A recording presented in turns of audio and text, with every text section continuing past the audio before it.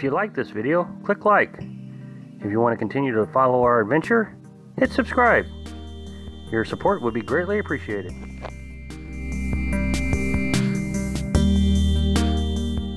Hello, Live on the Road subscribers and followers. My name's Rob, for those who don't know me yet. And I actually had a person who had 2 questions, and I guess I've never really covered this subject before, so I snapped right on it so we can make a video out of it and answer the guy's question. But he wanted to know how long our food and resources lasted. You know, he's thinking about doing this pop-up living thing, or at least camping for long extended periods in boondocking areas. Boondocking being free campsites that don't have water or hookups. But his question was, how long does our food storage last? Now we have a small, I think it's 2.7 cubic feet refrigerator. It's an apartment size refrigerator. You know, it's not very tall. It can't be very tall because, you know, when you lower the pop-up, it's got to be able to clear. I think it's 19 inches tall, so, you know, it's pretty small. And, you know, of course, we don't have a lot of electricity, so we want to keep it, you know, where it's efficient. So anyway, we pack it pretty full. We can get about 4 packages of meat in the freezer for the 2 of us, and it lasts us about 4 to 6 days. So in the freezer, this is key with the refrigerator because it doesn't freeze very well. We have to unpackage the meat and put it in individual Ziploc bags so it will freeze. Otherwise, it won't freeze through that styrofoam.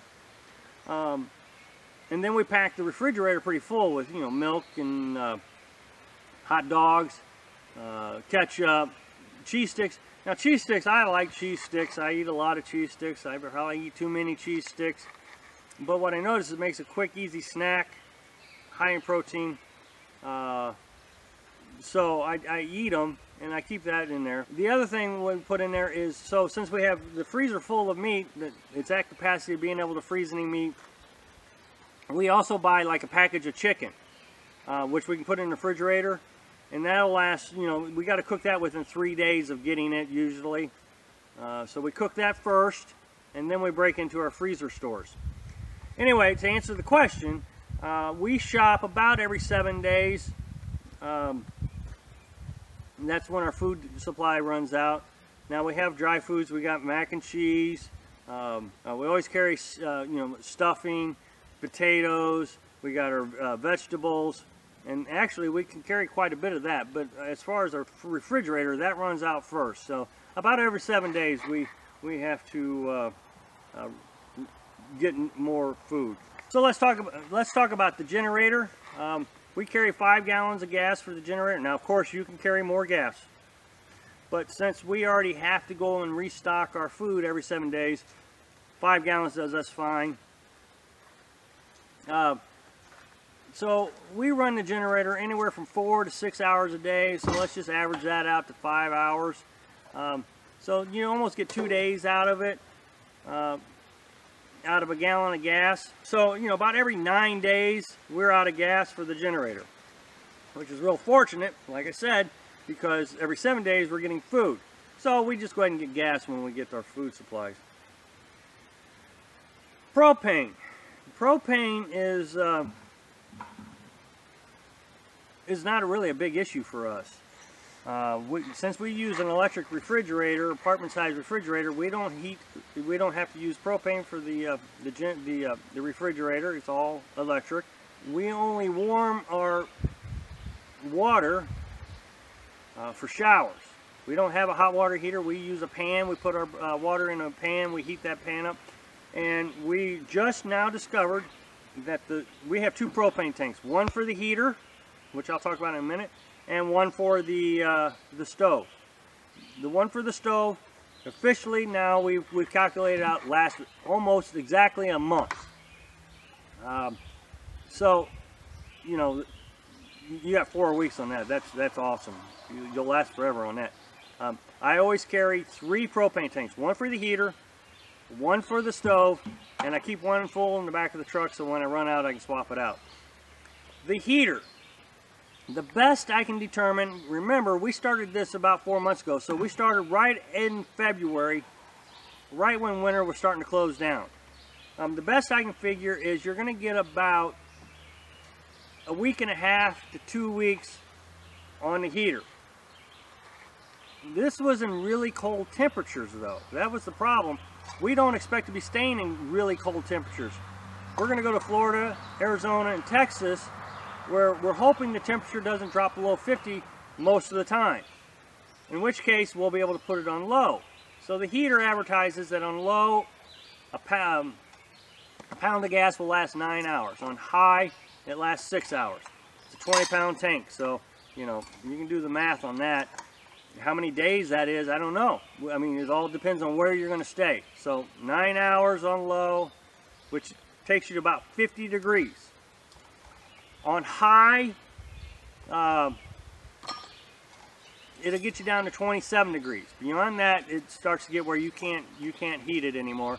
Now, I want to be clear on this. We have not tried to insulate the camper at all. We have not put on gizmos. We didn't put reflectix around. We never intend to get that cold again. We did this as a trial run back in February, and we felt satisfied that we were going to be able to survive a night or two of extreme cold temperatures. And that's all we wanted to worry about, was that, you know, those really extreme cold temperatures. Water. Water is an interesting one.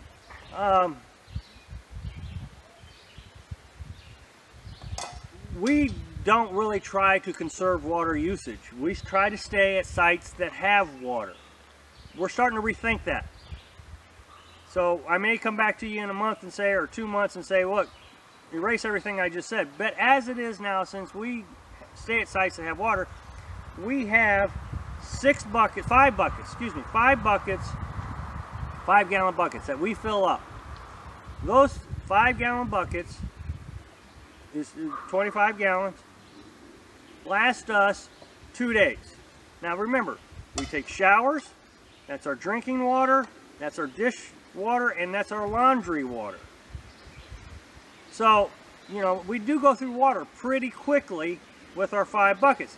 Now, how can I extend that out? Because that's what we're thinking we're going to do. We're thinking we're going to stay less at sites that have doesn't have water, but does have internet, which opens up opportunities for us. It's real easy to solve the problem though.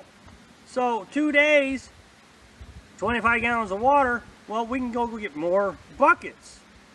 Let's say we had 10 buckets. So now we're up to 4 days, right? You're seeing maybe 15 buckets. They're easy to transport. You stack them up, you put them in the back of the truck, they lay them down. Transport's easy. So, you know, once every 7 days, you just fill up all your buckets. And there's all kinds of ways to get water. I've done a video on that. I'll put that link right up here on where you can get water. But you can get water at car wash if you're willing to filter your water. You can get them at travel centers, all kinds of places. Anyway, I've done a video. I don't remember all the places I suggested in that video, but take a look at that video. So anyway, I hope that answers the questions. It was a really good question because I've never covered that topic before. Thanks for watching. Be sure to subscribe.